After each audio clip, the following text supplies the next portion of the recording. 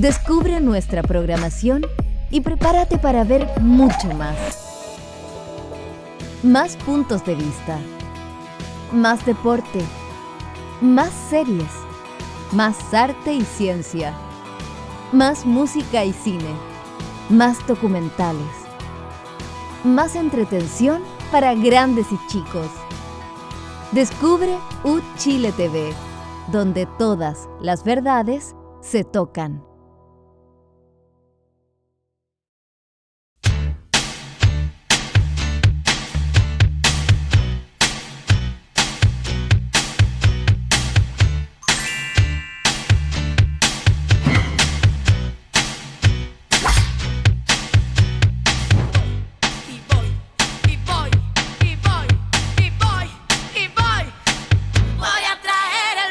Bienvenidos a Descabelladas, nuestro primer programa del 2025 aquí en Chile TV.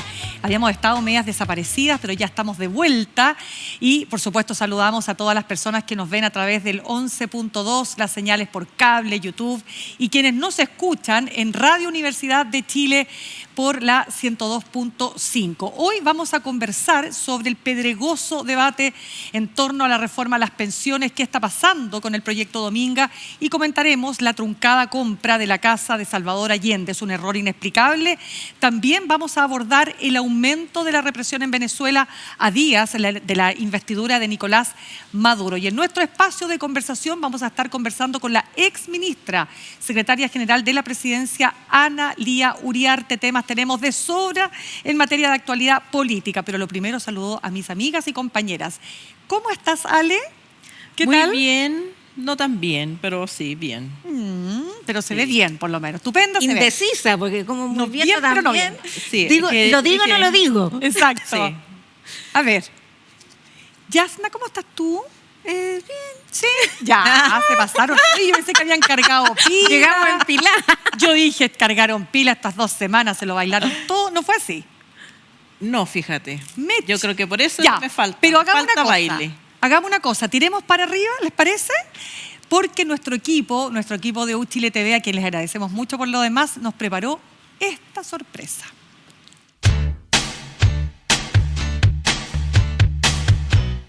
Aquí no estamos hablando de un señor que se robó plata, estamos hablando de un señor que atentó contra una niña o niñas. Cualquier persona con un cadáver en el closet y poder recurre a Lucho Hermosilla. Hay una oposición severa a levantar el secreto bancario como mecanismo de investigación. Opiniones incisivas y reflexiones acertadas. ¿Hizo el fiscal Morales la pega mal porque es imbécil o hizo la pega mal a propósito? Señor Barón, señor, no se meta con el yo te creo, porque a usted no lo han violado. Las jubilaciones y las pensiones se tienen que subir hoy y no en 40 o 50 años más. ¿Qué sería del debate político sin ellas? ¿Por qué hay jóvenes hoy día celebrando el golpe de Estado? Y ese gran logro tendría que ser, a todas luces, la reforma a las pensiones. Aquí lo que hubo es una operación política de empate, eso está fuera de toda discusión.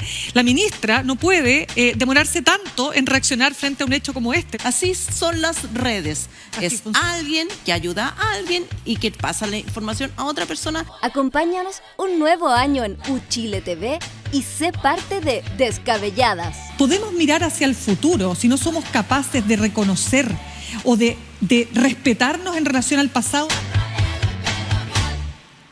Pero qué buen producto que va resumiendo de alguna manera lo que hemos hecho en estos 2 años que ya cumplimos. Estamos de cumpleaños, pues chiquillas, así que Oye, me pero yo siento no muy había bien. cachado que somos tan pesadas. Pesada. Habla por ti nomás, chiquilla. Yo Ya, me así como encuentro lo más simpática. Me retracto de todo lo que diga. No, lo que pasa es que Eso no era yo. no, nosotros decimos que la Ale habla para el reel de Instagram. Está pero perfecta la cuña. Oye, pero estuvo bien. No, realmente, si no fuera también por nuestro público, nuestros seguidores, les agradecemos muchísimo porque también ustedes hacen posible que este programa siga creciendo. Y además un programa de mujeres que, oye, único en la televisión de este país, ¿o no? Porque digamos las cosas como son. No hay programas de mujeres donde además nos vamos O sea, hay turnando. programas de mujeres, pero hablando haciendo de los política. temas del rol actualidad histórico. política, pues. Del Claro, rol histórico. el rol Pero histórico, claro. Hablando de política es... No, por cierto. Así que eso yo creo que tiene un valor y por qué no decirlo, nosotros también hemos trabajado duramente para estar aquí. Ya, chiquillas, vamos a la actualidad política. Ya lo decíamos al comienzo. La pregunta es si que efectivamente va a haber acuerdo o no va a haber acuerdo para sacar las pensiones. Las pensiones implican, entre otras cosas, no solo subir la cotización, que es muy importante, a 16%, con un 6% adicional, pero fundamentalmente subir las pensiones a las personas que hoy están jubiladas, equiparar las pensiones de hombres y mujeres y también la situación de las y los cuidadores. Pero la cosa está media compleja. Yana Levin, ¿cómo lo has visto? A mí me llama harto la atención este coro político, periodístico de la ofensa a morir que han sentido la oposición porque el presidente le dijo que no cree en las AFP, porque el presidente le dijo que nadie tiene los votos para imponer la reforma que quiera, y no sé qué más que les pareció, pero tan ofensivo, con una opidermis, pero así delicadísima. Creo de verdad que esto es una operación maracanazo, donde el Cóndor Rojas... Explique, porque hay una generación que no tiene idea de lo que pasó en el Maracaná. Fue como en el 89, Sí, en un partido que se jugó en Septiembre del Maracaná, 89. en Brasil. Y el Cóndor Roja, un jugador muy bueno, pero le llegó una mucho bengala que antes. nunca le llegó. Fue mucho antes del 89. ¿Más antes del me parece. 89? Sí. Ya, Pero bueno, vamos no a importa. chequear. Y- Equipo, por favor. Y se tiró al suelo y se hizo como el hiperherido, se suspendió el partido. Se hizo Claro. un corte con una Hizo un chile corte que con- tenía Eso, entre- Eso, no, fue. Sí. Bueno, Arquero, sí. pues. Esto es un maracanazo en que la oposición, después de que la candidata presidencial Evelyn Matei les pauteó que esto tenía consecuencias graves. Y que a su vez firmaron les el acuerdo, pauteó el Partido Republicano. Sí, pues. que a su vez, después de que el Partido Republicano golpeara la mesa, efectivamente, la mejor manera de romper un acuerdo es esa, pues, es un maracanazo, es tirarse al suelo y hacerse el herido. Porque realmente no resiste ninguna lógica que una declaración tan inocua como que además no era para ellos, sino que era la constatación de que nadie tiene mayoría para imponer su reforma. Es un hecho de la causa, la reforma tiene un quórum. Creo que es muy burdo y que el gobierno además está en un caso de manual de un gobierno en minoría. Pero espérame, es que el Pero presidente... sí, no está descartado el acuerdo ni siquiera por parte de la oposición todavía, como tampoco está asegurado.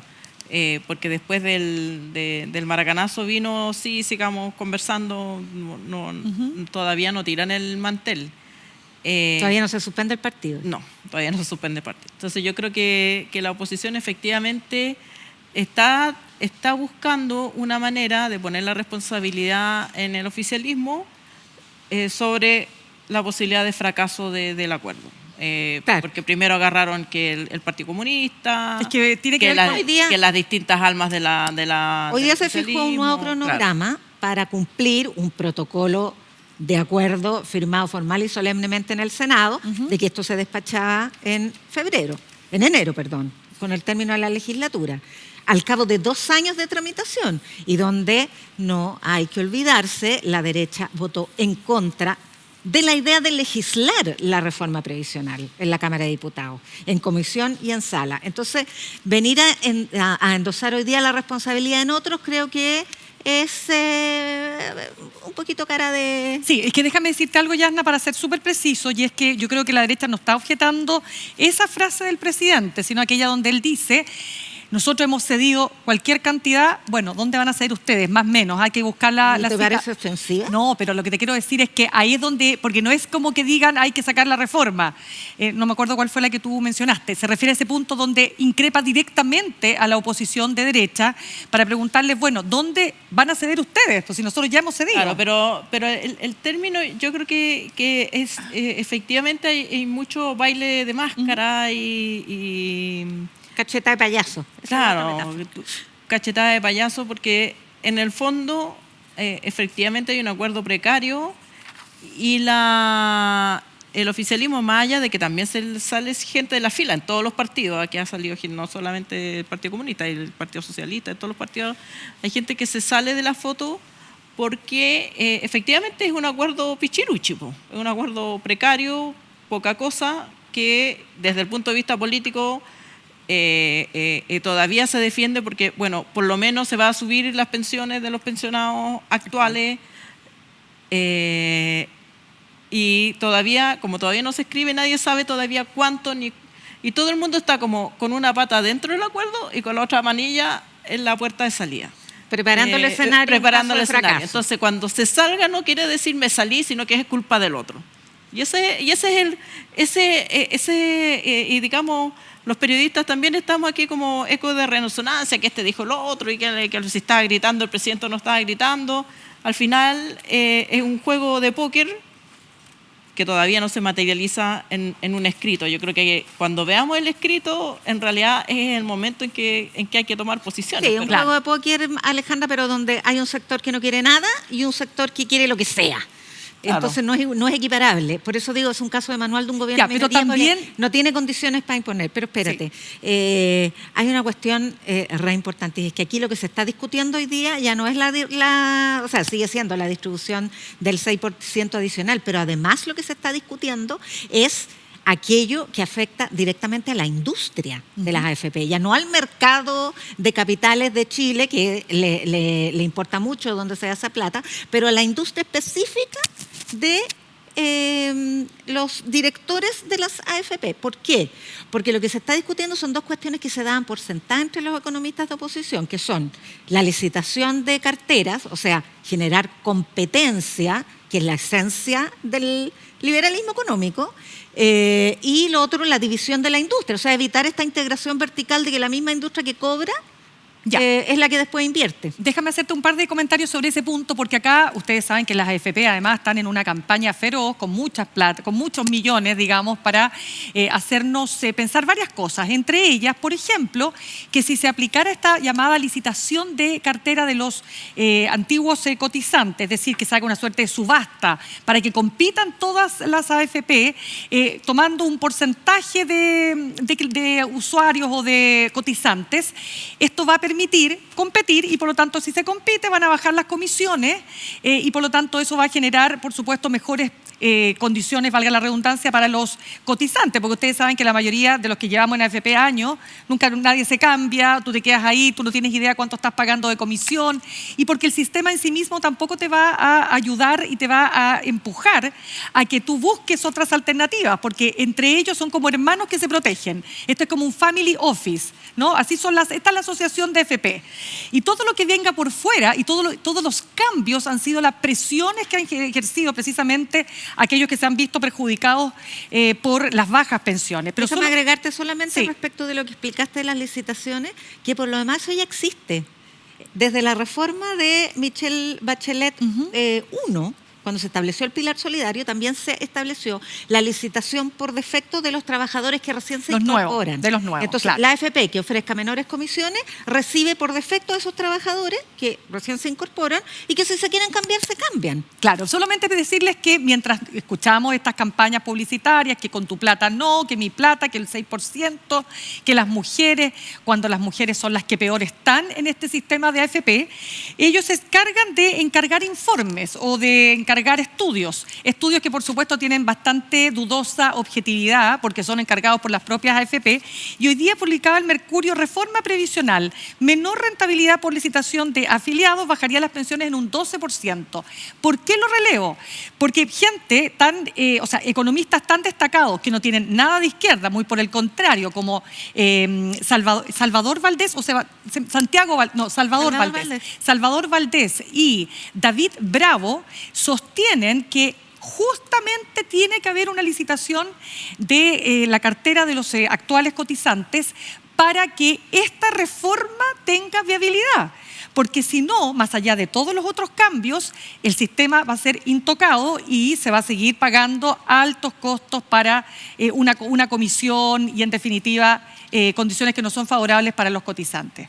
Ale. Sí, yo creo que hay que mirar cuál es el poder realmente que hay detrás. Las AFP hoy día son 5 o 6, están fundamentalmente en manos de capitales extranjeros, y lo hemos dicho ya, pero que vienen a Chile a invertir en este negocio porque las ganancias son estratosféricas, no existe ningún otro lugar del mundo donde un seguro privado sea obligatorio. Los seguros privados. No existe ninguna industria en Chile que tenga tenga ese ganancias nivel. más grandes que las Sí, AFP. Exacto. Ya, pero son seguros internacionales que están en Chile. Por lo tanto, si uno tira el hilo del poder, no está ahí, porque el CEO de cualquiera de estas AFP vive en Nueva York o en otros países. El poder de la AFP está en a quien alimenta. Y el sistema, así como está establecido, alimenta a toda la economía chilena. Las AFP constituyen hoy día el 80% del PIB y va aumentando. O sea, si tú pones en una fila todo lo que Chile produce, pescado, cobre, madera, etcétera, y en la otra fila AFP, la AFP equivalen al 80% de todo lo que se produce. O sea, y que, los ahorros de los trabajadores, en por realidad. supuesto, la AFP, que son los ahorros obligatorios forzados de los trabajadores. Entonces, a mí me parece que también es un juego de máscara esto de que da la impresión de que la batalla es, digamos, de que el poder las tiene la AFP y que si se logra dividir la industria, le hicimos una gran mella. Sí, es importante dividir la industria, es importante la licitación, pero ahí no está el poder. El poder está en que la plata se siga administrando con la misma lógica y que no se administre como plata, como fondo para pagar pensiones. Por ejemplo, los indicadores, los requerimientos que se establecen para pagar pensiones dentro de la AFP son un número de factores que funcionan en la lógica del seguro. Es decir, ¿qué probabilidad, aunque sea remota, hay de que usted viva hasta los 110 años? Te descuentan un pedazo de pensión.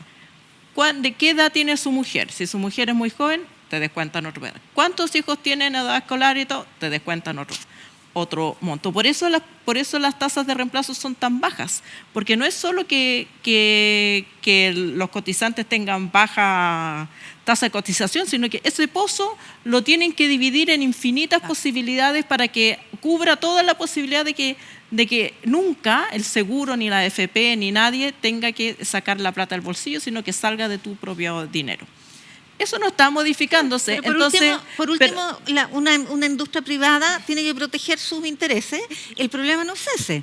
El problema es que aquí se está evitando justamente aquellos principios, aquí no es problema si uno los comparte o no, pero los principios del libre mercado son los que se están vulnerando con la posibilidad de una reforma. Entonces, claro, pero eso te hace más evidente que lo que hay es un interés que no es del país detrás. Porque si lo que tú quieres es profundizar el mercado de capitales, darle más densidad, bueno, tienes que subir ahora lo antes posible las cotizaciones. Pero ya, obvio. Pero voy a ese punto, que ese es a mí lo que me parece más asquerosa de la discusión. Que se ponga como problema la profundización del sistema de capitales. ¿Qué es profundizar el sistema de capitales? Ponerle Que haya plata. más plata para las empresas. Sí. Que empresas que se pueden dar la tupé de perderla, como Sayela, Polar y todos, que la TAM, todos han recibido plata, todos reciben plata a la FP, y como no es plata de ellos, si la pierden, si quiebran, no importa. Profundizar es que haya más plata para ellos. Ese no es el objetivo de la AFP. El objetivo del sistema de pensiones es pagar buenas pensiones. Si se modificaran esos criterios con los cuales hoy día pagan pensiones, las pensiones podrían subir al tiro 40%. Y no lo hacen porque el objetivo no es pagar buenas pensiones. El objetivo es que haya plata disponible para las grandes empresas chilenas y extranjeras, la otra parte se va al extranjero. Y este modelo con carteras, con lo que sea, no modifica ese criterio central. La AFP ya van a recibir por lo menos el 13%, ahora en el día van a recibir el 13%. Entonces, el tema, la discusión, la preocupación en realidad es que no se distribuya con otros criterios. Y nos hacen este juego de máscara como para que, las AFP son el poder. No, las AFP no son el poder. Las AFP se podrían cambiar hoy, sí, mañana. Para cambiar las AFP no necesitan ni siquiera una ley. Basta con que digas, vamos a tener otro sistema de administración. Ya, pero Lo que espérame. pasa con eso es que el mercado de capitales necesita esos recursos y si funciona... ¿Por qué según la lógica- necesitan pero el recurso escúchame, los Juan, trabajadores, pues? pero escúchame. Porque rentan para los trabajadores, ese es el principio. Si en todas partes del mundo hay una combinación de ahorro individual y fondo solidario. No hay ningún país en el mundo que tenga solamente ahorro individual, en todo caso. Tiene sus ventajas, Cuando sí, hay ahorro... pero hay que compensar el Cuando problema hay que ahorro individual es voluntario. No existe el ahorro privado obligatorio. No es así. Ya, pero espérenme, chiquillas, vamos a hacer una especie como de recapitulación porque hay una cosa súper clara y es que el no más AFP, esto no va a ocurrir, o sea, eso ya no ocurrió. Por eso. No ocurrió, o sea, A menos que se divida la industria. Sí, pero lo que pasa es es que... un no más AFP, un Sí. no más AFP. Claro, pero es que lo que dicen intelectuales y economistas como Eduardo Engel, de Espacio Público, Centro Izquierda, dice, bastaría la licitación de las carteras de los actuales cotizantes y ya no sería necesario dividir la industria, por ejemplo, si fuera el caso. Claro. Pero bueno, ¿pero por qué digo todo esto? Porque podemos seguir en esto de el todo nada. Y si seguimos en el todo nada, pero espérame, desde no más AFP hasta todo el 6% capitalización individual porque no se toca, entonces, ¿cuál va a ser el resultado? Que las personas que están jubiladas hoy y los que vamos a jubilar prontamente, claro, seguirán las jubilaciones bajas y sobre todo los que van a jubilar después, porque si seguimos cotizando este 10%, que por supuesto es bajo para lo que hoy día es las necesidades, digamos, sobre todo en un mundo donde la población envejece y vive más, bueno, no se van a resolver las pensiones. Bueno, otro día vamos a discutir si es bajo o no. No es bajo, pero el tema es que las alternativas aquí no son más AFP, menos AFP. La alternativa es, en el mismo sistema, con más plata, si alguna de esa plata se va a usar para subir un poco las pensiones o no. Esa es la única alternativa. Es una reformita, no es una reforma. Exactamente, pero como bien dijo Lautaro Carmona, presidente del PC, no está la correlación de fuerzas, compañera, para lograrlo. Es que eso no está la correlación. Eso es de manual. No está, pues. Y yo creo que el gobierno pragmáticamente lo asumió hace rato. Pero por supuesto. Si el 6 para solidaridad nunca fue más, lo primero que se entregó. Sí, pues. Y el 3.3 salió de la Cámara con acuerdo con demócratas, que después se desdijo el acuerdo. Por supuesto. Ya, chiquillas, tenemos que cambiar de tema porque ustedes saben que mientras nosotros grabamos este programa, está sesionando, uno diría, el Comité de Ministros, pero resulta que estamos hablando del caso del proyecto minero portuario Dominga en la comuna de la Higuera, ahí lo estamos viendo, y ya sabemos que no están los ministros presentes porque todos tuvieron que de alguna manera inhabilitarse por haber declarado, por haber dicho, partiendo por la ministra Maysa Rojas de Medio Ambiente y su respectivo subsecretario. Entonces, esto ocurre para destrabar o confirmar lo que ya había señalado el Comité de Ministros en otra oportunidad, que es no al lugar al proyecto Dominga. Pero recordemos que el Tribunal Medioambiental de Antofagasta dijo que esa determinación era ilegal y hemos estado de allí en más hasta la fecha en esto de tiene que pronunciarse nuevamente el Comité de Ministros.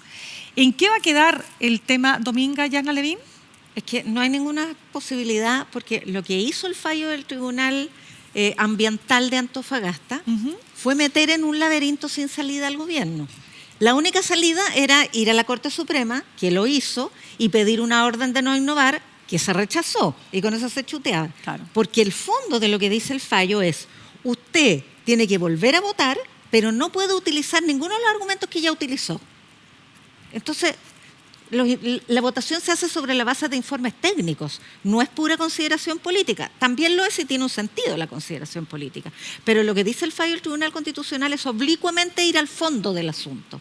Y por lo tanto, si usted no se pronuncia en 15 días y además utiliza en su pronunciamiento los mismos informes técnicos que lo llevaron a argumentar que no debía hacerse ese proyecto, entonces incurre en desacato. Y el desacato de funcionarios públicos tiene consecuencias bastante graves. Y además lo ha dicho la propia industria. El gerente corporativo de Andes Iron dijo, Aquí, si se rechaza, hay de sacar. Bueno, y te agrego Si algo. eso no es una amenaza, yo no sé lo que es una amenaza. Ya, y yo te voy a agregar y te doy al tiro la palabra, Ale, nos va quedando muy poquito tiempo, pero ustedes saben que agrego algo que me pareció bien importante, y es que el Sindicato Nacional Interempresas de Faeneros de Chile, representado por el abogado Osvaldo Andrade, exministro del Trabajo, ¿no es cierto?, emitió una declaración a los ministros, dice, y subrogantes que integran el Comité de Ministros, diciendo que cualquier actuación ilegal de este comité, de sus integrantes titulares o subrogantes o de su secretaría técnica, generará responsabilidades políticas, administrativas, penales y civiles, las cuales perseguiremos en todas las instancias.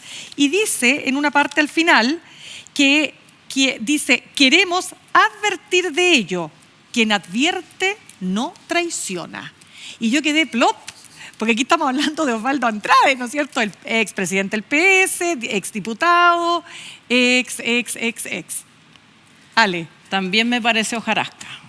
¿Por qué? Porque es un sindicato de faeneros, y por mucho que Andrade es el abogado del sindicato de faeneros, no...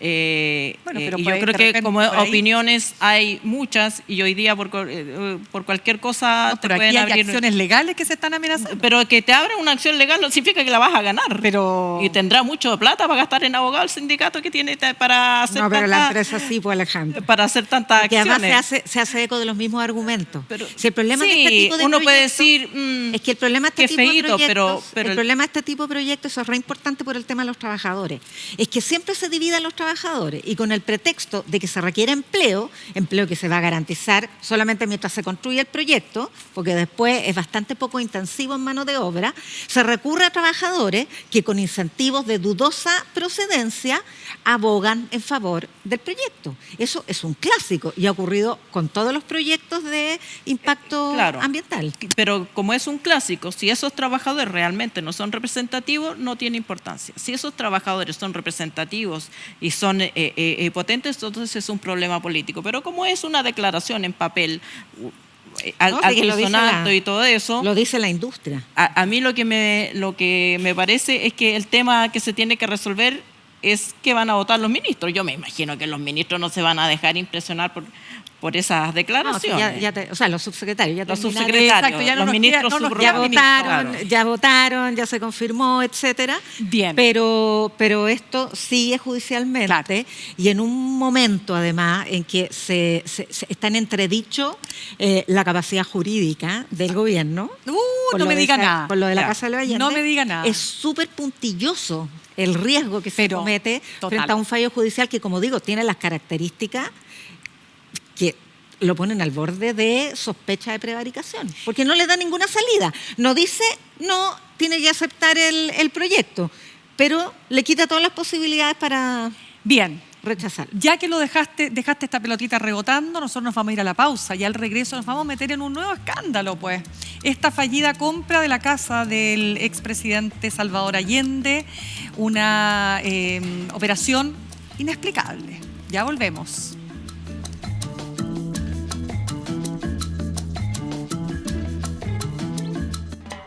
Los conciertos más icónicos y presentaciones inolvidables desde la icónica Sala Máster de Radio Universidad de Chile ahora llegan a tu pantalla. Revive cada nota, cada emoción y cada momento único en este espacio que celebra la música en su máxima expresión. Esta semana disfrutaremos el sonido del grupo chileno Saiko. Lo mejor de la música nacional solo lo encuentras aquí, en Radio Sala Máster, por las pantallas de Uchile TV y Radio Universidad de Chile.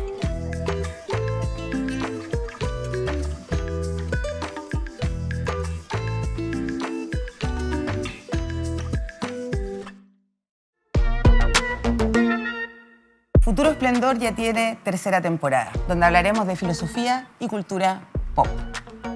Por favor, por favor. Me dan nervios estas cosas. Adoro el cuerpo porque la carne es honesta y los órganos no mienten. Sí, porque el hígado te habla, pues niña. Me encanta, ya vamos. Estoy vencida porque el mundo me hizo así, no puedo cambiar, qué genial. Junto a Diana Urenque y sus invitados, recorreremos el pensamiento de nuestro país y cómo estamos mirando al mundo.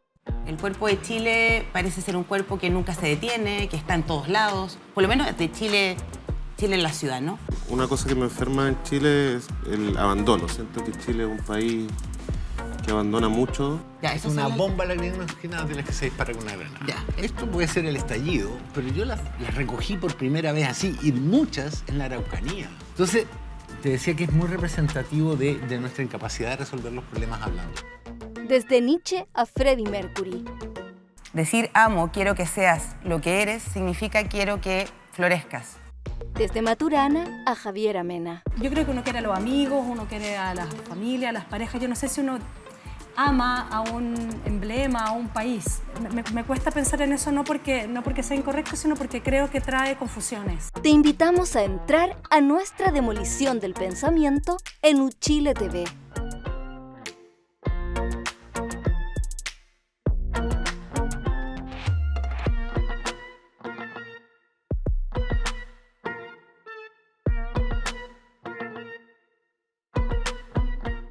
Ya estamos de regreso y habíamos dejado un tema pendiente, ¿no? Y que dice relación con esta frase, esto lo digo yo, esta frase de la presidenta Bachelet, ¿se acuerdan cuando decía, cada día puede ser peor? ¿Sí o no? Se ríe la llana. Decía alguien. No, pero es que yo me río porque, oye, mejor riámonos porque uno dice, si no, es para cortarse las venas. ¿Por qué lo decimos? Porque aquí es donde recordé también las palabras de la senadora Rincón, que con su qué, por supuesto, ¿se acuerdan ustedes que hizo así como... cuando dijo, ¡ja! Cuando lleguen al gobierno, le faltó decir cabros chicos, voy a tomar palco. Y es como una maldición para eso, ¿no? Pero no tomó palco. No, pues, lejos de tomar palco, pero no importa, lo que te quiero decir Se puso es que a tirar como... la arsenica con caca para fue la trinchera.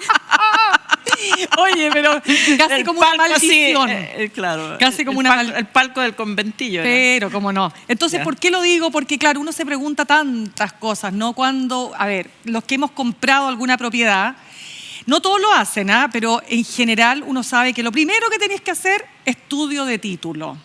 Ver si hay prenda, ver si hay algún enredo, ver qué sé yo. Entonces, lo que nadie entiende es cómo se procede a este gesto que alguien dice es un buen gesto, ¿no? Convertir las casas de dos expresidentes como Elwin y Salvador Allende en un museo. Pero llama la atención que nadie reparó en que la Constitución establece claramente que un ministro o ministra, diputada, diputado o senador, senadora, no podrá, y quiero dejarlo súper claro, celebrar un contrato. Ni siquiera está hablando de que ya se compró la casa, se pasó la plata, no, celebrar un contrato con el Estado mientras esté en funciones, porque de lo contrario cesa inmediatamente en sus funciones. ¿Qué fue lo que pasó, Alejandra? Bueno, no sabemos lo que pasó, sabemos como las consecuencias, o sea, desde qué momento, en qué momento se decide, quiénes estudiaron, quiénes pusieron los check, hasta que llegara la decisión al punto de que ya estaba el contrato redactado y firmado.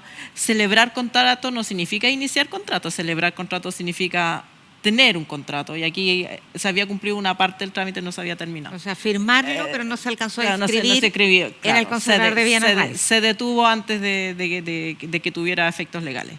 Pero más allá de eso, a mí creo que uno lo puede mirar por distintas aristas. Por supuesto que también me parece que hay un exceso de reacción que tiene que ver más con el momento político de la derecha de aprovechar esto para patear al Pero gobierno. porque Chile Vamos ha sido Sí. cauto. Si los Sí, que se han ido al sí, chancho son los sí. republicanos. Pero parece que se están subiendo al barco. Yo he escuchado Sí, versiones que se pues, están subiendo. claro. Que efectivamente hay un buen argumento jurídico. Un buen caso.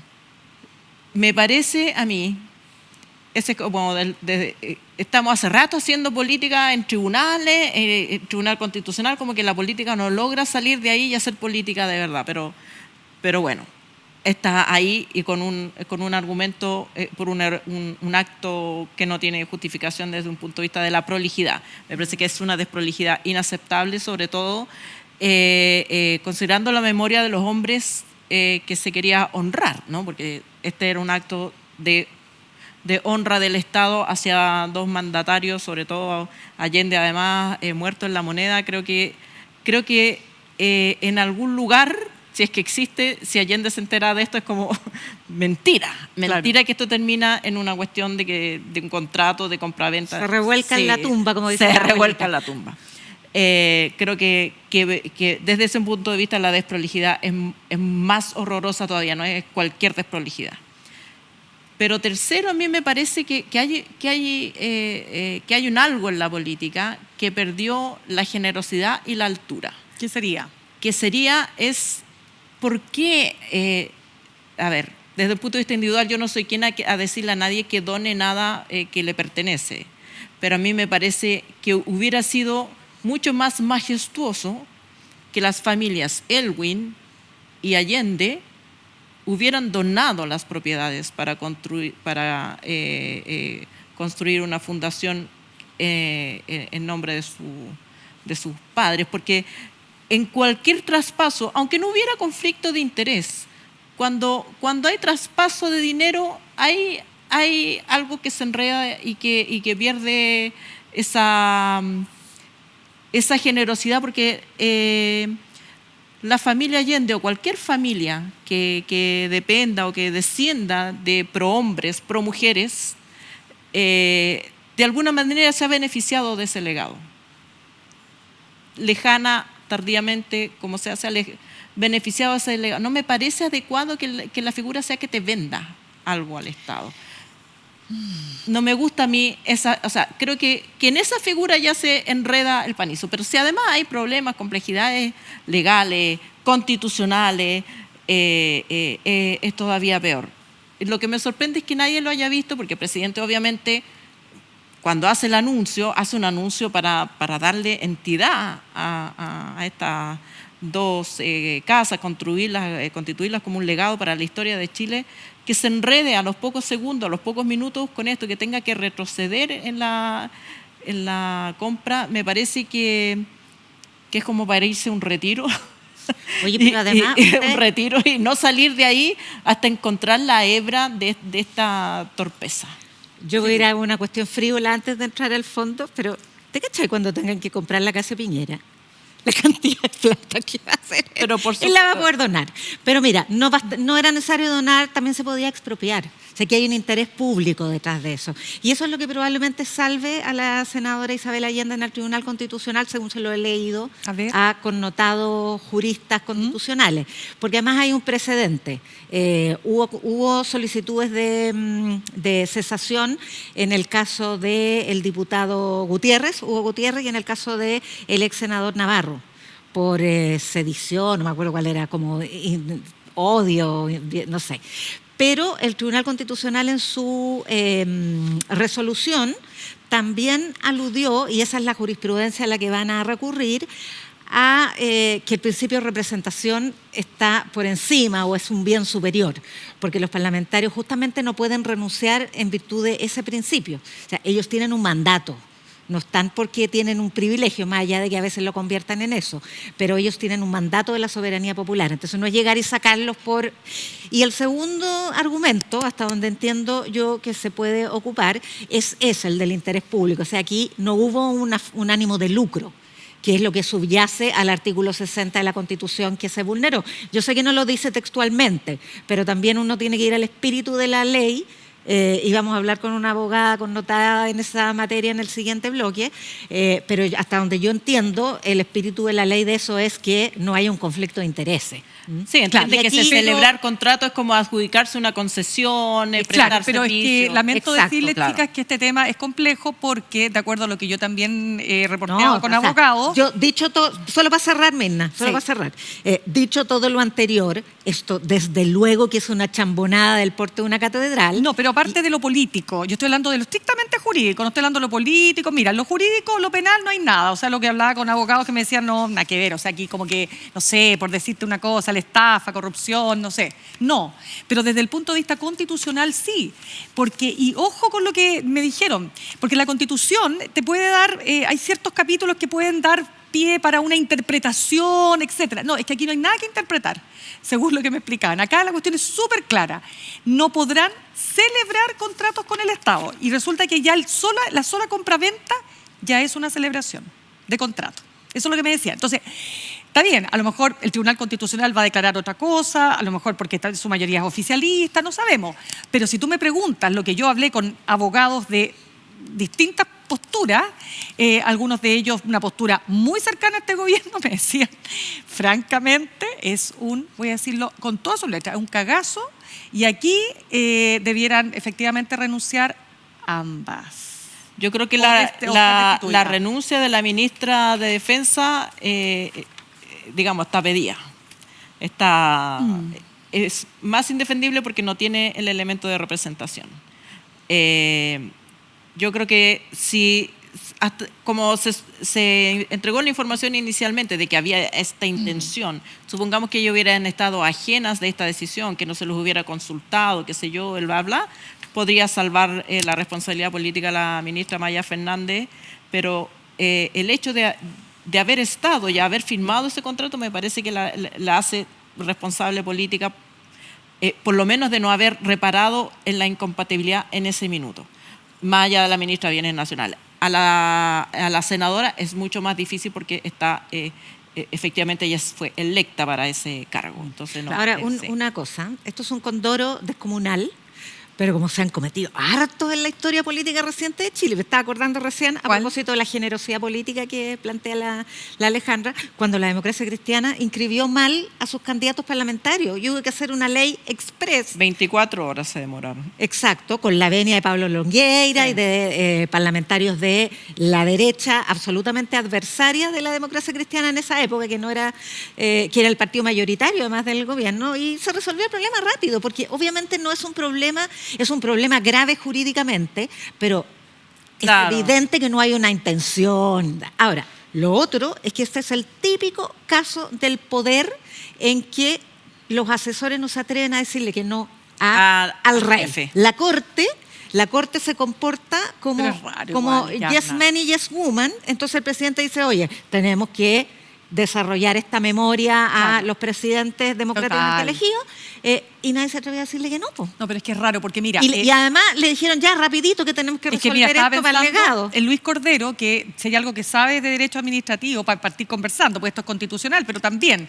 Y claro, uno dice, pero obvio... Pero pasó por Cordero, eso es lo que no sabemos. Es que no, si quiero decir lo siguiente, es que nada, es que da lo mismo, porque Cordero está preocupado de la seguridad del país, pues no le vaya a pedir que ande revisando decretos, qué sé yo. Pucha, y pero, por otro lado, pero de repente está pendiente de audiencias judiciales. Así que ya, pero espérame, pero por otro lado también dirán, oye, el presidente estudió Derecho, etcétera, etcétera. Sí, pero el presidente tiene a cargo el país. Entonces, o sea, el día que revisen la juridicidad de cada cosa que firme quiere decir que abdicó de su pega. No, pero por supuesto, pero además no diga, oye, no olvidemos algo. Él se mandó un viaje súper interesante al Polo Sur.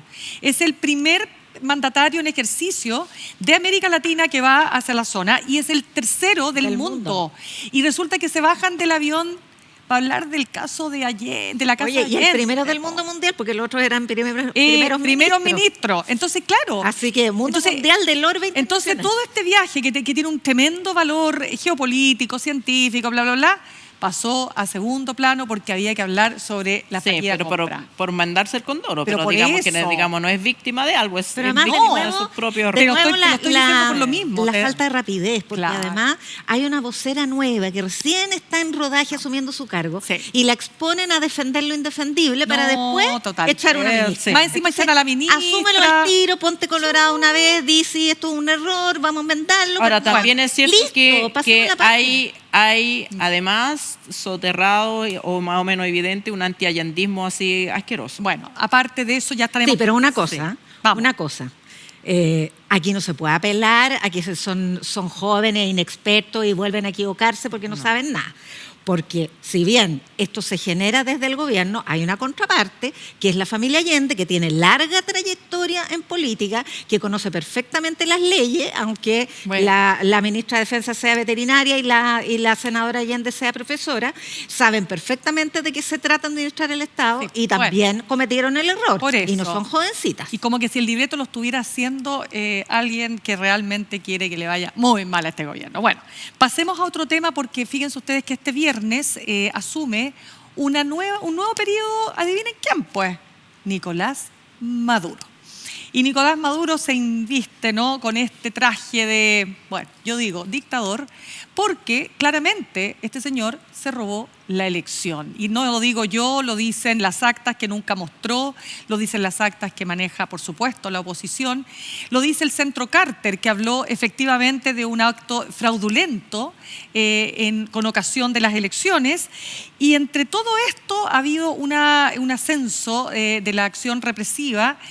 Recordemos que entre los que han sido afectados está el yerno, que estuvo detenido, del yerno de Edmundo González, que es el candidato de la oposición que dice haber obtenido la mayoría en estas votaciones. Pero el tema es que ante los ojos del mundo asume un nuevo periodo este señor. ¿Qué les parece, chicas? ¿Con quién parto? Yasna Levin. Pucha, brutal, pues sí. Qué terrible, esto ya es una dictadura consumada. Ayer salió el informe de la Corte Interamericana de Derechos Humanos y es demoledor, en el sentido que no solamente hay un fraude, no solamente hay represión, no solamente hay transgresión al mandato popular, a la soberanía popular, etcétera, sino que además hay terrorismo de Estado. Imagínate. Ese es el concepto que acuña y que lo hemos conocido nosotros, las que tenemos cierta edad. Ese es el concepto al que alude la Corte Interamericana de Derechos Humanos. Entonces, el clima que se está viviendo hoy día y ayer en Venezuela, una militarización absoluta de las calles, de los espacios públicos y de los espacios privados también, con secuestros como el de el yerno de Edmundo González, con revisiones y controles y empadronamientos y control de identidad masivos, hace bien difícil que prospere una movilización que hay mañana, convocada por la oposición en contra de este acto de investidura. Pero aún así puede ocurrir. Y también las que tenemos algunos años sabemos que a veces la presión popular logra milagros. El tema es que la fuerza la tienen el monopolio de las armas. Y ahí hay unos con mucho incentivo por mantenerse en el poder, incentivo económico y de otro tipo. Hay otros que tienen temor a dejar el poder porque ya violaron los derechos humanos y se van a ir presos. Y hay otros que no se atreven frente a eso. Claro. Ahora, yo creo que el problema no se agota en que, por supuesto, las elecciones fueron antidemocráticas y los resultados no reconocidos por un gran número de países. El único veedor autorizado por Venezuela dijo que el resultado era fraudulento, que es la Fundación Carter. O sea, de eso no hay duda.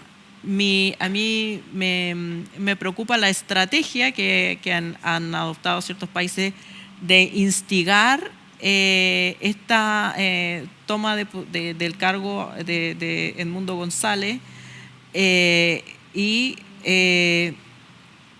algunos de manera más soterrada, otros de manera más abierta, invitar a una intervención militar en Venezuela, que se enfrente con los militares que están en el poder.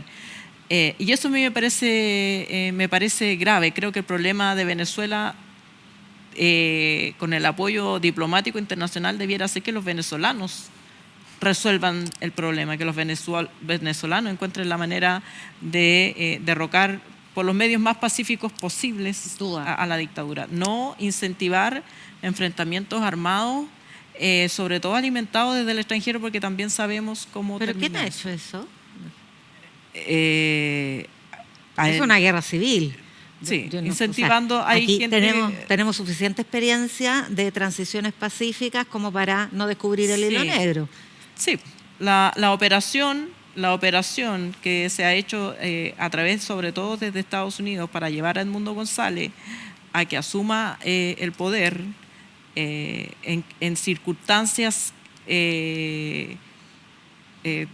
poco no hay espacio político en Venezuela para que el gobierno reconozca a Edmundo González. Entonces, ¿cómo se va a asumir ese mandato? Y por supuesto que hay fuerzas políticas venezolanas y extranjeras que a partir del hecho de que no asuma el cargo, propugnan una intervención extranjera en Venezuela. Y bueno, Trump se quiere invadir Groenlandia, quiere invadir Canadá. Quiere anexar Canadá, quiere recuperar el canal de Panamá. O sea, no, estamos en el mundo del delirio, no, eso es verdad. Pero independientemente de eso, y de que el pueblo venezolano tiene que resolver sus problemas, aquí hay intervención extranjera no solo de Estados Unidos, sino que también de China, de Irán y de Rusia. Y de Rusia. Por lo menos. El problema es geopolítico y es grande. Pero mira, déjame contarte que... no estoy desconociendo ese... sí, yo sé que no, estoy agregando información. Estamos agregando, sí. Pero mira, yo he entrevistado hoy día a una periodista venezolana, ella se llama Luz Meli Reyes, es la directora del diario electrónico Efecto Cocuyo. Y ella decía lo siguiente: el país se va a convertir en la primera democracia totalmente desmontada desde adentro. Mira qué interesante, porque cuando uno dice cómo mueren las democracias, ¿se acuerdan este libro que precisamente señala que hoy día no necesitas un golpe de Estado para imponerte en el poder, sino que simplemente ganas una elección popular y luego lo que haces es intervenir la institucionalidad a tu favor? Lo hemos visto en varios países, ¿no es cierto? Cambias la constitución, te haces reelegir, lo ha hecho Rusia por lo demás. Bueno, Nicaragua, Nicaragua ya es... Esto es distinto de lo que plantea Levitsky en el siguiente sentido. Aquí sí hay uso de la fuerza. Sin duda. O sea, las armas y la represión brutal. Totalmente, pero sí, en todos hay represión. O sea, lo que está haciendo en Salvador Bukele, está bien, controló las maras y las maras son del terror. Pero cuando leía las condiciones en que están los presos, o sea, contraviniendo todos los aspectos mínimos de la condición de un detenido, de un preso, independiente del crimen que haya cometido. Y con miles de personas inocentes. Y con gente inocente, porque en estas redadas caen todos, caen todos. Un tatuaje vais preso. Entonces, claro, tú dices que bueno, ya nos tenemos las maras, sin duda, qué bueno, pero ¿con qué costo en términos de que si mañana tu hermano, tu hijo cae de manera accidental en manos de este aparato represivo y eres inocente y quedas en una cárcel del terror enterrado vivo prácticamente? Bueno, eso es lo que pasa en con estos liderazgos totalitarios en el fondo, que llegan al poder y que van cambiando la Constitución, insisto, y que finalmente los poderes desaparecen, no tienes poder ejecutivo, no tienes poder legislativo, no tienes poder judicial, es un todo. Y eso es lo que ha pasado. A mí me da mucha pena Venezuela, porque además la diáspora se va a profundizar. Más personas van a salir. Es terrible. La crisis humanitaria de 8 millones de personas. Pero además aquí hay un antecedente que es bien delicado, porque el problema es que la oposición tiene una larga historia, la oposición venezolana tiene una larga historia de haber hecho mal las cosas. Claro. Ahora por fin las hizo bien y además tiene la legitimidad, sin duda, de la mayoría en las urnas. Pero esta cuestión de esperar el día D es muy compleja, porque ya ocurrió en 2019, cuando Guaidó liberó a Leopoldo López y listo, vienen, vamos a democratizar, y de repente mira para atrás y no estaban las tropas que los iban a acompañar, pues, y mandan a Leopoldo López a España, Guaidó, claro, presidente de no sé qué, presidente de papel, y claro, los gobiernos además lo reconocen, pero sin ningún poder, sin ninguna fuerza y sin ninguna legitimidad. La única manera de que caiga Maduro es que se quiebren las Fuerzas Armadas, y las Fuerzas Armadas están totalmente corruptas, viven a costa de ese Estado que les da los grandes y altos sueldos. Hay una corrupción que también algunos señalan vinculada al narcotráfico, por lo tanto están las dictaduras, condiciones. Así como se forman, caen. También. Sí, también o sea, Pinochet cayó. Sí, exacto. Hubiera pensado, nadie habría ¿va a caer pensado la dictadura en 1980? No. Pero yo creo que es importante que sea con medios democráticos. O sea, Franco tuvo que morir para que cayera la dictadura. Entonces también hay un tema que... Pero cayó. Pero uno dice ¿hasta cuándo? O sea, hay un límite, por supuesto que lo hay. Bueno, Jaime Gazmuri, el embajador, lo ponen los pueblos. Pero por supuesto, lo ponen los pueblos, yo estoy de acuerdo, pero que no me vengan a decir que aquí hay que respetar la autodeterminación de los pueblos, que es una máxima que me parece completamente fuera de además que el pueblo está en la diáspora. Pero sí, por favor. O sea, el pueblo no pudo votar, el pueblo en la diáspora no pudo votar. O sea, se le negó la posibilidad de votar, pero no solo al pueblo se le negó la posibilidad de votar los que están afuera, al pueblo que está adentro no se respetó su voluntad soberana. Entonces esto de que la autodeterminación de los pueblos, ¿qué es eso? Si la autodeterminación de los pueblos tiene un límite, ¿y cuál es ese límite? Cuando ese pueblo es violentado en sus derechos humanos por un Estado represor. Hasta ahí te llega la autodeterminación de los pueblos. Entonces, lo que tenemos que preocuparnos como región y como América Latina es cómo seguimos, de alguna manera, aceptando que este señor se perpetúe en el poder y su casta corrupta. ¿Hasta cuándo? Con todo el costo humano que esto implica. ¿Quién dice basta? O sea, ¿quién pone el cascabel al gato aquí? ¿Nos hacemos los locos? ¿Seguimos recibiendo venezolanos para ayudarlos en esta crisis terrible que están viviendo? Alguien tiene que poner el límite, ¿o no? O sea, pero la autodeterminación de los pueblos significa eso, que lo tiene que hacer su pueblo. Sin duda. Y que hay que ayudarlo a las No, lo que pasa es que te lo condiciones. digo por la actitud de ciertos partidos de izquierda que te dicen, no, es que nosotros no nos metemos acá porque la No, autodeterminación pero es que de los son pueblos. nostalgia, es nostalgia la Guerra Fría y es lo mismo que ha llevado a algunos a apoyar a Putin, que es también un autoritario ultraderechista como... Porque como es son- como antiimperialista. los grandes- Exacto. Porque esta mirada del antiimperialismo. Estados Unidos no es la potencia unipolar que fue después de la Guerra supuesto que Fría, no. ni bipolar que fue durante la Guerra Fría, y por lo tanto el mundo no se ordena en torno a los intereses de Estados Unidos. El mundo se ordena en torno a los intereses multilaterales y en torno a los intereses de también cada país, y en torno sobre todo a los intereses de la democracia, de la que se ha podido dotar por lo menos el mundo que adscribe a las Naciones Unidas. El problema es que tremendo. tal el debilitamiento que tiene poca incidencia. Sí, pues. ¿Ale? No, solamente que me parece que, no sé si estaba aludiendo a mi intervención, pero yo no estoy diciendo que por supuesto que hay que ser indiferente No, para frente nada. a la violación de los derechos No, humanos en para Venezuela. nada, ¿cómo se te No, ocurre? hay Para que ser nada. indiferente entre el gobierno autocrático, no. Exacto. Pero de ahí a pedir fuerzas internacionales, intervención internacional, me parece que es otro No, paso. pero para nada. No, yo lo decía y lo digo abiertamente, porque cada vez que converso con dirigentes del Partido Comunista Chileno, entre ellos Lautaro Carmona o la diputada Natalie Castillo, con quien hablé hace algunos días, claro, este argumento de la autodeterminación de los pueblos, yo misma le decía, pero diputada, usted sabe perfectamente bien que ese argumento no resiste, porque es el mismo argumento que ocupó Pinochet cuando la ONU intervino respecto de lo que estaba pasando en este país, que eran las desapariciones de personas que eran detenidas. Entonces, no. Más que la autodeterminación de los pueblos, no de los dictadores. Pero por supuesto. Claro, Entonces, exacto. claro, entonces a mí eso es lo que me pasa, que a mí me cuesta entender por qué se hace, es como una dualidad, una separación entre yo soy de una manera aquí en Chile y soy de otra y veo la política de otra manera saliendo del territorio. No lo entiendo. No lo entiendo, porque para mí los derechos humanos no tienen color político, no tienen frontera. Se respetan sea donde sea. Y eso es parte, creo yo, ¿no es cierto?, de las pocas lecciones que nos deja la Declaración Universal de los Derechos Humanos después de la guerra terrible de la Segunda Guerra Mundial. Entonces basta, o sea, de verdad, y como dicen ustedes, la Guerra Fría ya no existe, tenemos otros problemas en el mundo y la multilateralidad es lo único que nos va quedando. De hecho, Nos hay va ganando. analistas que dicen que Trump ya tiene decisión de reconocer a Maduro.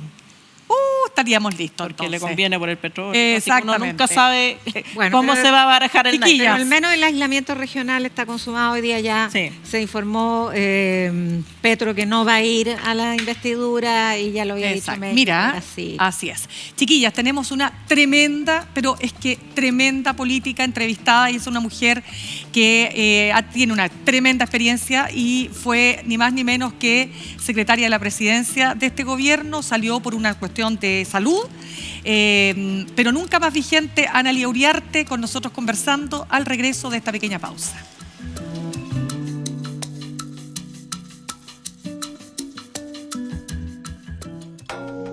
El cine chileno tiene muchas caras y en Uchile TV las queremos mostrar todas.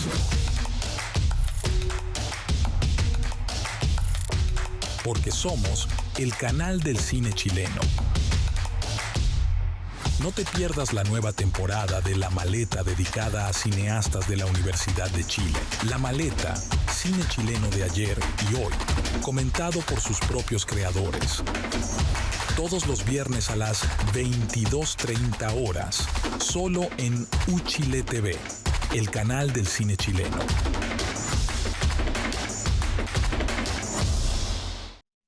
Ya estamos de regreso y se encuentra con nosotras Analía Uriarte. Déjame decir algunas cosas de Analía porque realmente es una política. Gracias, Analía, por estar con nosotros, pero tengo que hacerte un pequeño currículum, no te enojes, Yasna. Fue jefa de gabinete de Isquia Siches. Ella también fue jefa de gabinete de la presidenta Bachelet II. Fue también directora de la CONAMA en el tiempo del 2006-2010, cuando se estaba formando el Ministerio de Ministra de Medio Ambiente. Y ministra de Medio Ambiente. La primera. Y trabajó, bueno, después fue secretaria general de la presidencia de este gobierno, y entre el 14 de abril y el 21 de septiembre del año pasado, exactamente, formó parte del equipo jurídico de la Subsecretaría del Interior, coordinadora del equipo legislativo de la Subsecretaría del Interior. Ustedes se pueden imaginar la cantidad de temas que tenemos para conversar con Analía. Analía, te quiero pedir que partamos primero despejando, porque tú eres militante socialista. ¿Cómo ves lo que ha pasado con esta fallida compra de la casa de Salvador Allende? Sí, bueno, partiría por tomarme las palabras de la ministra Toá. Esto no debió haber ocurrido. O sea, creo que no hay nadie que tenga una opinión distinta respecto de esto. Es un episodio, evidentemente, que habría sido preferible ahorrárselo.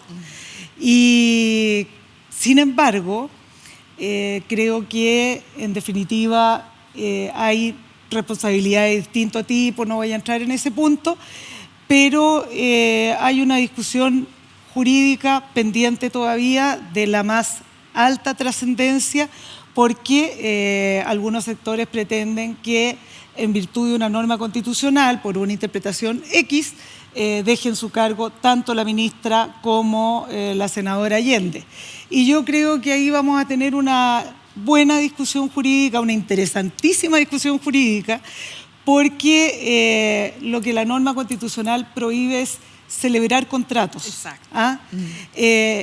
Para los que son abogados y ellos ahí ya tienen algunas posiciones, ustedes creo que ya lo enunciaban, ¿no? Están desacreditados los abogados. Sí, estamos... Yo creo que todas las profesiones están un poquito a la baja, porque aquí no hay ni hablar la nuestra. No hay uno que se salve, lamentablemente. Pero hay un plano que tiene que ver con el derecho administrativo, que es derecho público, que no es derecho civil. Entonces, aquí hay que hacer unas distinciones, que siempre somos lateros los abogados en eso, pero en esto sí que va a ser súper central. Porque creo que Yasna lo decía, la norma constitucional, que es producto de la reforma del año 2010, de la prohibición de celebrar contratos tanto de los ministros como de los diputados y senadores, tiene un sentido. Sin duda. Y el sentido es que evitar cualquier tipo de corrupción a propósito del ejercicio de los cargos, aprovecharse de los cargos para obtener beneficios. Y si uno va a lo que realmente ocurrió y hasta dónde quedamos, la pregunta es, ¿el fisco sufrió un perjuicio? Yo sostengo claramente que no, porque la plata no ha salido del patrimonio fiscal. Pero quiero, para los que estén diciendo, pero se celebró. Acabo de decir al empezar que esto no debió haber ocurrido. O sea, esto.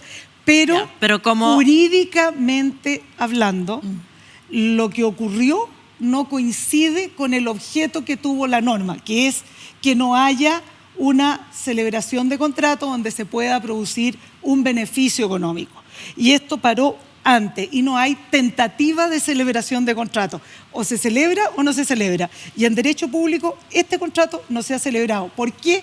Porque en derecho administrativo, cuando uno contrata con el Estado de Chile en su expresión patrimonial, que es el fisco, no es lo mismo que cuando yo le vendo un departamento a Alejandra Matus. Somos dos particulares. ¿Me lo vaya a vender? Esto es distinto. Está bueno. Ahí tenéis. Como... Entonces, aquí faltó el decreto presidencial y la escritura pública, que es esencial en el derecho administrativo al contratar con el Estado. Pero desde ese punto de vista, fin. Pero quiero insistir una vez más, yo le tengo un cariño entrañable a este gobierno es mi gobierno, pero tengo que reconocer que esto, como dijo la ministra Toá, que más que ella es parte del corazón del gobierno, esto no debió haber ocurrido. Pero como yo me mandé una maratón este fin de semana de True Detective, la detective decía, esa no es la pregunta. No es la pregunta correcta. La pregunta es correcta, es ¿por qué pasó? Porque no debió haber ocurrido, sí. Pero ¿por qué pasó? Y eso es lo que te quisiera preguntar, porque no es una idea que se le pasó a alguien por la cabeza que iba pasando por la calle, no fue un acto impulsivo. Sí. ¿Por qué puede llegar esto hasta este último? Y convengamos que el contrato no se terminó de celebrar porque se supo públicamente y se despertó. Ahí recién se reparó en la incompatibilidad. Yo creo, Alejandra, que tú tienes toda la razón. Esa es la pregunta correcta para lo político. Sí, ¿qué es lo que la pregunta correcta para saber si vamos a desbancar a una senadora democráticamente elegida y a una ministra nombrada legalmente y dentro de las competencias del presidente, la pregunta es otra, si se celebró o no el contrato. Claro. Entonces voy a lo tuyo, a lo político. La respuesta es la peor. No lo entiendo. No sé cómo pudimos llegar a no tengo una respuesta ¿en qué de parte? Cómo pudimos durante meses avanzar en una idea que no era posible ejecutar en el caso de la casa del presidente Allende. No así en la casa del presidente Elwin, como es evidente. Porque ninguno de los integrantes de la sucesión Elwin ocupa un cargo público. Ninguno de los los cargos que ameritan las prohibiciones. Entonces, no lo puedo, no sé. Realmente no lo sé y no lo entiendo. Bueno, o sea, si lo supiera, tal vez igual no lo entendería. La hipótesis es que hubo mucha presión porque el presidente quería que esto se hiciera. Por supuesto, no le compete la forma legal en que se resuelve, sino que se haga. Y nadie se atrevió a decirle que no. Pues. Yo, fíjate que de verdad, Yasna, descarto esa posibilidad. La descarto completamente porque, primero porque me tocó ser ministra de este presidente y me consta que es una persona a la cual se le puede hacer cualquier planteamiento y no pasa nada, o sea, en el sentido de que no te va a echar, que escucha, que reflexiona, que pide antecedentes, etcétera. La verdad es que tiendo a pensar que se pasaron los filtros, o sea, es que son muchos abogados los que estaban acá en juego, hasta el yerno de la senadora, ¿no? En verdad, insisto, y buenos abogados. No tengo la respuesta. Y adicionalmente, nuevamente digo, esto no debió haber ocurrido desde lo político, porque adicionalmente creo que pudo haber habido también una alerta política. Claro, por supuesto, porque una alerta política, así no como, jurídica. Así como la punta en la guata, así, le vamos a comprar una propiedad a la senadora. ¿Cómo será el titular? Claro. Exacto, pero espera, ¿y qué pasa? O sea, la verdad de las cosas es que cuando yo fui autoridad, lo primero que me preguntaba frente a... ¿Cuál va a ser el titular? ¿Cómo sería el titular? A ver si encajamos o no, porque si no, decía, entonces hay que... ¿Y la Contraloría? ¿Qué pasó aquí con la Contraloría? Perdona, ya. No, sabes que aquí voy a decir algo que les juro que es cierto y por lo cual no voy a contestar porque no sé si les mandaron todos los antecedentes, si recibieron, cuál fue el pronunciamiento de la Contraloría. ¿Respecto de qué? No tengo claro cuál fue el rol de la Contraloría, no lo sé. Entonces solo, no es que me quiera correr, sino que no lo sé. Entonces, ¿para qué voy a chambonear? Ahora, Analía, lo que tú sí sabes harto es de medio ambiente. A eso fuiste ministra de la cartera y como abogada te has especializado largos en 40 años. No lo digamos. ¿Quién lo diría? Hoy día se ha vuelto a rechazar el proyecto Minera Dominga en el Comité de Ministros o de subsecretario o de jefe jurídico. O lo que pudo ser el Comité de Ministros. Claro. Con un fallo del Tribunal Ambiental que ha sido bien controvertido por la estrechez de maniobra que le dejaba al Comité de Ministros, pero además con actores que participan en el debate público de esto, que es bien sensible, porque el Partido Socialista en un comité central acordó apoyar la política de rechazo a Minera Dominga y sin embargo una de las personas que ha tomado bandera de apoyo al proyecto ha sido Osvaldo Andrade, expresidente del Partido Socialista. ¿Qué pasa ahí? Voy a partir por lo último, señalando algo que nuevamente los abogados que somos lateros y qué sé yo lo reconozco, pero tenemos ciertos códigos entre nosotros. Y uno de ellos es que sabemos distinguir perfectamente cuando se actúa en nombre propio y cuando se está representando la voluntad de otros. Y Osvaldo está hablando en representación del sindicato de pescadores, no sé, faenero. Eso, quienes le han hecho un mandato le han entregado un mandato para que los represente en determinadas condiciones. Esas condiciones, en este caso, es que ese sindicato está de acuerdo con el proyecto Dominga. Y eso hace que, para que Osvaldo pueda ejercer adecuadamente su rol, tiene que llevar la bandera de su cliente.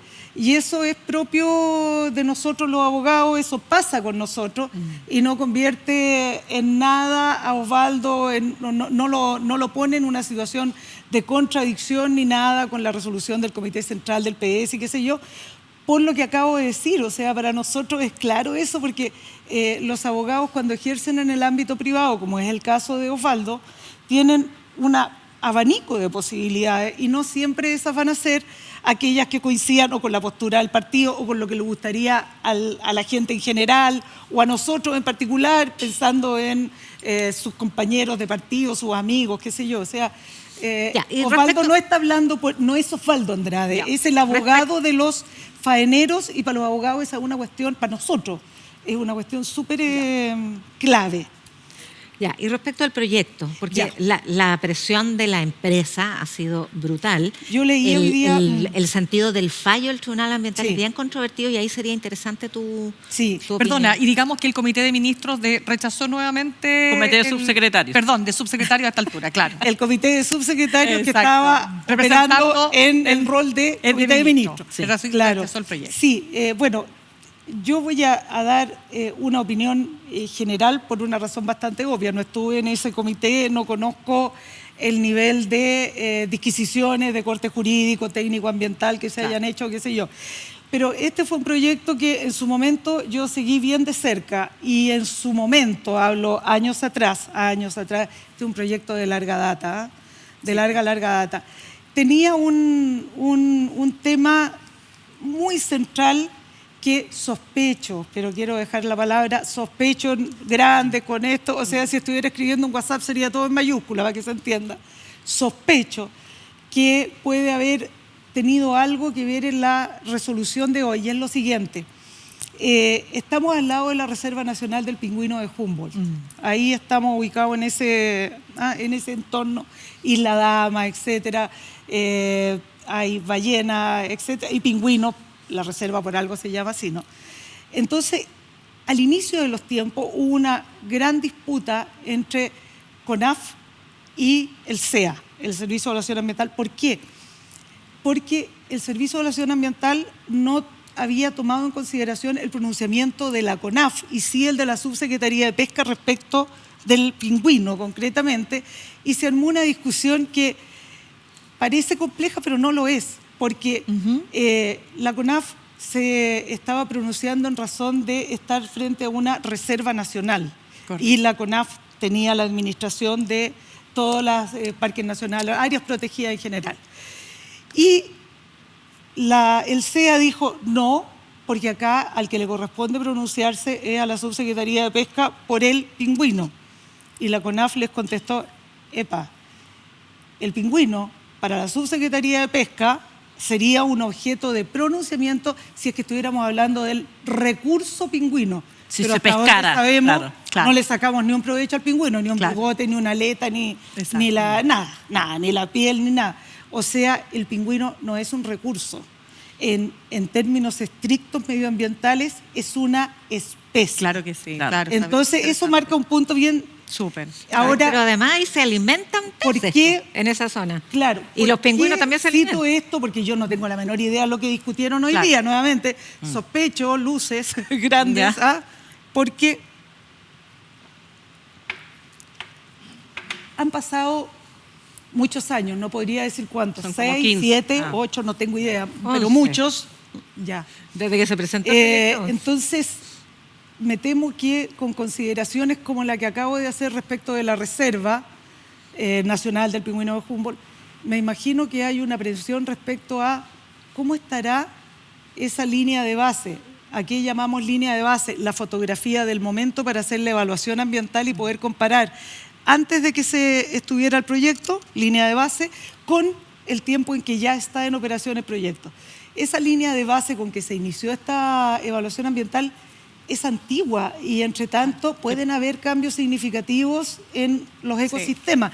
Ahora, vuelvo a decir, yo creo que por ahí debe andar, pero no, Claro. porque no estoy en esa... Analía, Pero- espérate, es que tengo sí. que cambiar de tema porque nos queda muy poquito y no quiero dejar de preguntarte, Analía. Y esta mujer habla tanto. No, tal todo lo contrario, yo estoy fascinada escuchándote, pero es que no quiero dejar de preguntarte. Tú fuiste secretaria general de la presidencia, tuviste contacto con el Congreso, te tocó un periodo súper complejo y hoy día se está viendo si es que efectivamente sale adelante o no sale adelante esta reforma a las pensiones. De afuera, ¿cómo lo estás viendo?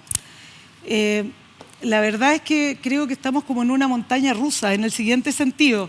Hay ocasiones en que vamos súper bien y de repente, oye, parece que hay acuerdo, parece que... Y después, ¡brum! No, para abajo. No hay acuerdo de nuevo. Después otra vez, oye, parece que hay luces de acuerdo, vamos para arriba nuevamente. Después otra vez. O sea, esta es una montaña rusa emocional. Claro. Yo creo que es bien difícil seguir el debate. Yo soy de las que cree que es bueno que haya reforma previsional porque hay gente que está esperando esto como el agua de mayo. O sea, la persona que saca muy poca plata con la pensión está esperando que le suba y cualquier monto que le suba sirve. Vamos, se puede.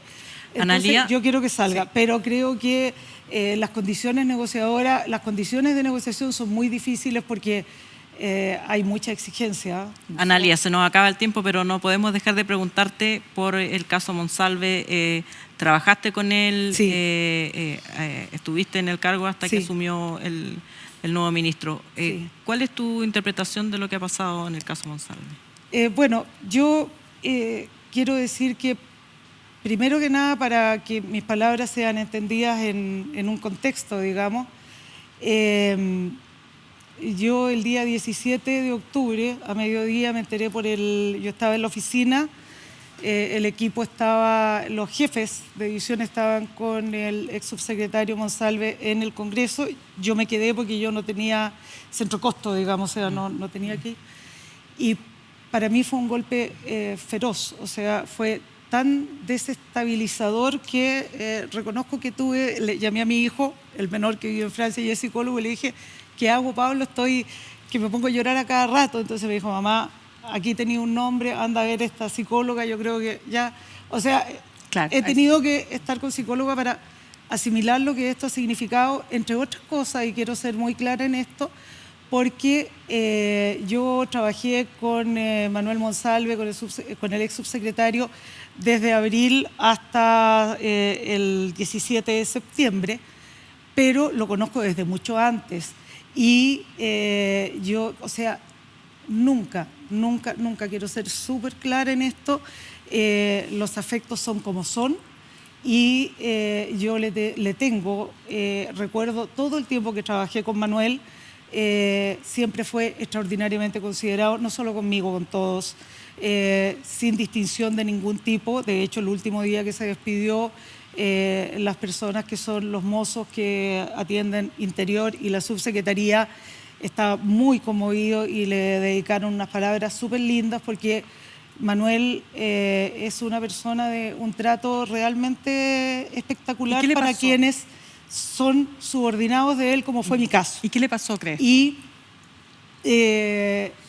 primero y principal, yo creo que hay un hecho que políticamente, nuevamente lo político, él era subsecretario, un día 22, salir en la tarde sin escolta, siendo ministro del Interior subrogante, con una persona que era subordinada de él, y esto teniendo implicancias para el día siguiente, que era el día del balance. Desde luego que políticamente hablando es un hecho en que no cabe sino decir que eso meritaba la pérdida del cargo sin ninguna otra consideración, punto. No hay nada más que hacer. Ahí la conducta es arriesgada, es temeraria, no se hace cargo de su investidura y pone en riesgo al gobierno completo, etcétera, etcétera. Eso para mí no hay discusión y lo lamento infinitamente porque creo que estaba haciendo una labor impecable.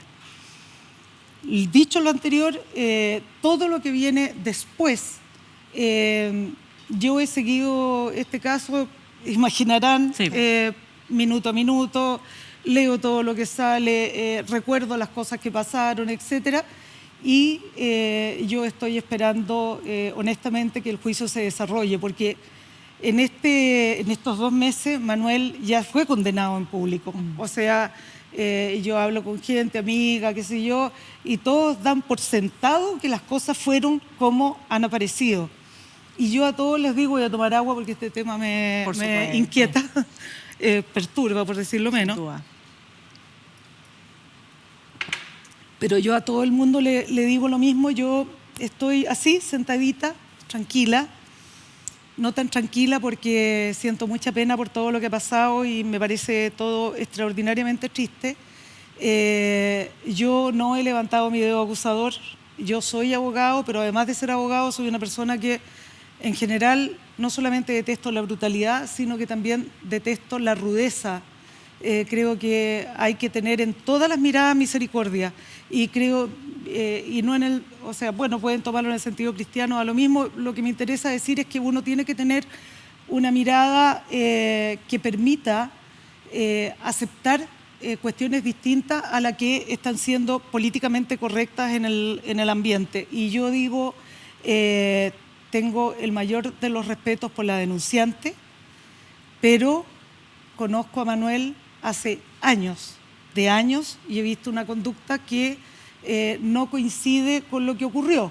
No obstante eso, por eso digo, la justicia tiene que hacer su tarea y esto está recién empezando. Entonces, no me voy a sumar al coro acusador hasta no tener una evidencia al respecto, que hasta este instante no la tengo. Ya.